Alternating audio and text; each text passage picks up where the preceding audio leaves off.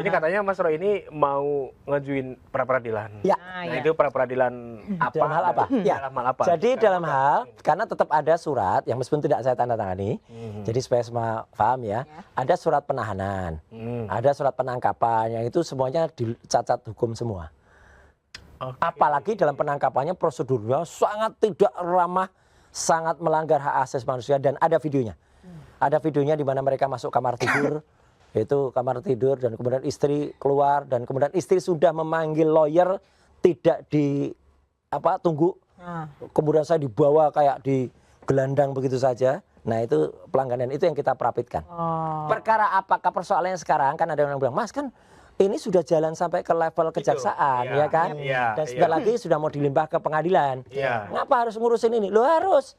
Ini pembelajaran bagi masyarakat supaya tidak, mungkin nanti yang dapat hikmahnya bukan saya saja, tapi yang dapat hikmah masyarakat supaya tidak ada lagi oknum-oknum yang melakukan hal seperti itu. Ya, kemudian dan itu makanya saya gambarkan, mohon maaf kalau teman-teman nanti melihat pada wayang yang saya barusan pentaskan semalam ya, tayang di Roy Suryo Official, itu saya gambarkan dengan Sugriwo, Subali, Wanila semuanya. Sugriwo, Subali itu tokoh-tokoh monyet. Ada tokoh baru lagi nih. Loh iya banyak, itu wayangnya baru soalnya. Diceritain Mas Roy ini. Gitu. Ya itulah. Tapi Petruknya nggak ikut ya Pak? Oh Petruknya di Istana Ratapan yang gelap. Ada gunungannya baru lagi itu. Jadi yang akan di pra-peradilan itu adalah peristiwa penahanan, penangkapan, dan satu lagi saya lupa apa gitu. Tadi Pak Mas Abdul Ghafur Sangaji tadi itu. Bukan ini ya, bukan udah siap banget. bukan utamanya. Oh bukan. Utamanya biarin aja. Utamanya biarin aja. Utamanya nanti strateginya lain. Oh iya, karena memang beberapa kuasa hukum dan lain juga bilangnya justru lebih siap di sidang. Iya, memang. Ada strategi khusus. Dan nanti untuk menjelang sidang, memang ada satu tim khusus. Jadi ada tim spesial yang tidak banyak orang, yang itu benar-benar menempel saya. Tapi tetap ada tim besar. Ya, tim besar yang kemudian dalam hal non litigasi, yaitu tim lama semuanya masih tetap ada. Jadi kalau mungkin nanti misalnya ada yang mengatakan, oh itu Roy Suryo memisahkan diri, terus kemudian sudah tidak lagi pakai. Enggak. Semuanya tetap, hanya ada litigasi dan non litigasi. Jadi ada tim khususnya. Ada tim yang benar dekat, karena kan tidak mungkin Mbak, terus terang saja Mas Mike juga tahu atau sering dengar, kalau sidang itu meskipun lawyernya banyak, mau lawyernya 100.000, tetap yang bikin misalnya pledoi, yang bikin eksepsi, itu harus tim yang concern. Coba bayangkan satu surat yang bikin 5 pemikiran dengan 10 pemikiran, gampang mana? 5. Gampang 5 kan? Apalagi Mas pasti juga sering mendengar istilah ini. 2 orang ahli hukum ketika menulis pendapat munculnya 4 pendapatnya ya. Karena pasti ada perseteruan makanya supaya enggak ribet ya gitu, maka ada benar-benar tim yang nempel saya dari Tokham dan juga nanti Dr. Tifa pun begitu. Ada TPDT, tim pembela Dr. Tifa, yang kemudian memang kami menuliskan sendiri, tapi diantara itu yang membersamai tetap yang semuanya. Yang dari awal itu. Dari awal semuanya ya, berarti memang fokusnya di situ untuk menghadapi sidang. Kayak udah siap, ibaratnya udah siap melawan nih. Nah, iya, sesuai dengan judul kita hari ini, Mas Roy Suryo siap tempur di sidang. Siap tempur. Kalau orang biasa WA-WA-an dengan saya, langsung saya kirim stiker gambar saya, ya kan? Betul. Oh, belum dibikin stiker. Itu ada komentar Mike. Mas Michael gimana nih? Udah siap mengawal nih? Yang lebih asik lagi nanti akan ada tim ratusan emak-emak yang akan mengawal ke persidangan. Sampai ada ratusan emak-emak nih? Ada dong ratusan emak-emak yang biasa terorganisir atau enggak mereka itu simpatik gitu. Simpatik aja. Spontan. Yang biasa datang itu baru tim kecil. Tim besarnya belum datang. Sidangnya di Jakarta Timur. Itu yang saya heran juga. Iya, kita mau nanya tuh kenapa di kenapa di timur itu? Renovasi, Pak. Oh gitu ya? Pengadilan Jakarta Selatan lagi renovasi. Jadi saya malah belum. Jadi persoalan lokasi teknis ya. Tapi bagus karena ada termol saya itu Mak Lampir itu yang kemudian boleh dong kita curiga, boleh dong kita curiga, boleh dong. Itu jelek banget omongannya ya. Curiga mulu. Iya. Kenapa itu katanya? Iya katanya ini pasti ada orang besar gitu. Di balik ini. Oh bisa memindahkan. Boleh dong kita juga, boleh dong.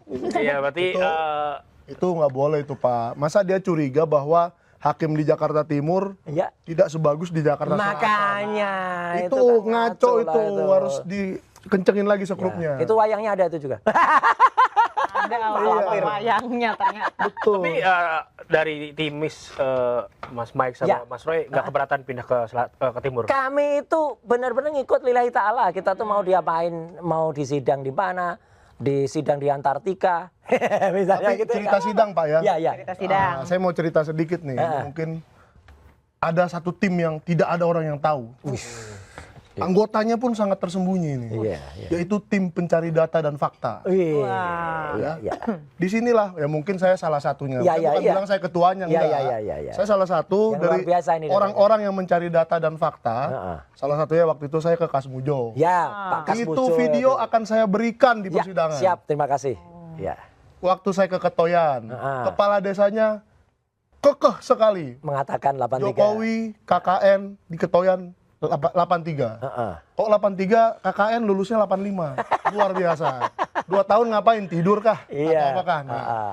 dan itu baru yang saya tunjukkan. Ya, masih banyak yang Banyak di sana. orang di podcast saya komen begini, Bang jangan dibuka semua datanya Bang. Yes. Ya, itu dia. Simpan buat di sidang Bang. Iya. Katanya. Nah, mungkin Abang Jo berpikir begitu kan. Iya. Memang tim tersembunyi ini mungkin punya 80% data yang belum dibuka. Persis. Jadi yang dibuka tuh termasuk masuk timnya Iya. apa Bon Jovi, termasuk timnya Pak Bonatua yang ada di sini, termasuk yang lain. Nah, Bon Jovi sendiri, dia itu memegang tidak hanya kalau Pak Bonatua pegang 5 ijazah kan, Bon Jovi mungkin 4 kali atau 5 kali lipatnya. Dan saya harus Dokumennya. berterima kasih ya gitu.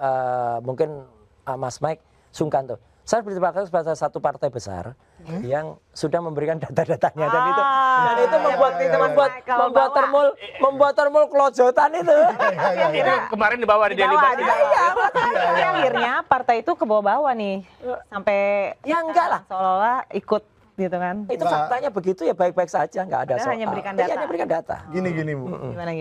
Kalau soal partai kita sebut aja lah PDI Perjuangan. Iya kan udah Nah. waktu itu. Iya, waktu itu. PDI Perjuangan aja. Iya. Waktu itu saya udah buka di sini kok datanya. Iya.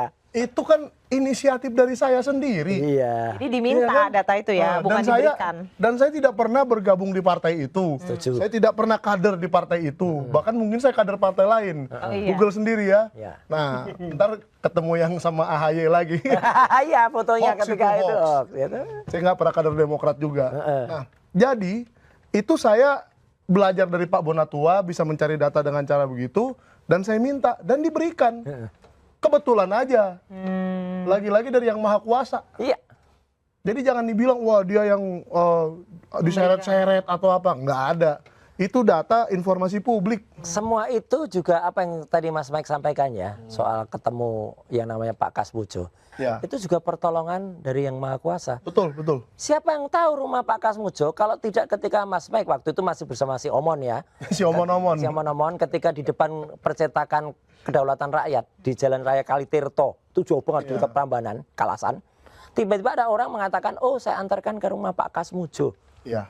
Orang dan kemudian di situ kemudian orang di depan rumah Pak Kasmujo itu penjual kelapa itu siapa? Ya. Pak Singgih, siapa Pak? Aduh, saya lupa. Ya itu. Namanya. Iya, itu dengan baik hati juga dan Pak Jimin. Pak Jimin. Dan siapa yang tahu kalau tiba-tiba Pak Kasmujo muncul pada saat itu. Jadi itu bukan hanya milik si Omon-Omon loh ya. Itu ada Mas Michael Milik dan Sentana juga juga Mas itu. Sentana ada di situ. Ah, itu ceritanya lucu Bang. Gitu. Mau denger ceritanya nggak nih? ini Saya kita- ketok pintu depannya. Seperti polisi mengetok pintu Ya. depan Pak Roy. Saya ketok pintu Rusuh dong, depannya Pak. brutal dong ngetoknya. Iya. Dok, dok, dok. Munculnya dari samping. Horas, saya bilang gitu kan. Ternyata nggak ada respon. Iya. Terus saya keliling ke sebelah, tanya tetangga. Beli rokok "Mana atau sih?" apa gitu kan. Nah, lalu Pak Janes ini gara-garanya. Iya. Habisan rokok. Dia muterlah ke warung belakang. Taunya warung itu yang punya Kasmujo. Juga Pak Kasmujo Apakah itu juga. adalah kebetulan? Iya. Jadi luar Bang, beli rokok bang. Keluarnya Kasmujo. Anda pembimbing bukan? Bukan. Saya bukan pembimbing skripsi. Iya, bukan Saya bukan pembimbing akademik. Saya di situ hanya golongan rendah. 3B. 3B ya. Masih 3B. Kan dia didatengin sama Saya Pak baru sarjana muda. Iya. Saya baru 30 tahun umurnya. Datengin Pak Jokowi pada suatu hari. Itu benar ya, ini bukan hoax. Ada seseorang yang tampaknya membawa tas kertas gitu, entah isinya apa. Ya. Dan tas kertasnya dibawa pulang lagi. Pak Kayaknya Kasmujo ditolak. hebat. Pak Kasmojo itu. Oh, tas kertas itu membawa apa? Itu yang kita nggak tahu, kita nggak mau Ya. nyebar hoax. Kuncinya di situ. Ya Mungkin mungkin ada yang membawakan ke Kasmojo Kasmojo, Tapi dibalikin balik lagi. Iya. Jadi dia balik masih bawa tas itu. Berarti Masih batas itu. mungkin sinonimnya parcel lah. Ya semacam itu ya. parselnya berbentuk Sinonim. kertas. Sinonim. Nah, Tapi ini kalau kertas. parcel kan bawahnya kan Berdua. wah, sampai ditutup pintunya. Oh, itu yang viral tuh, Iya. saya lihat tuh yang viral-viral. Gak sempet baca? Dengerin aja, klik icon text to speech di okezone.com.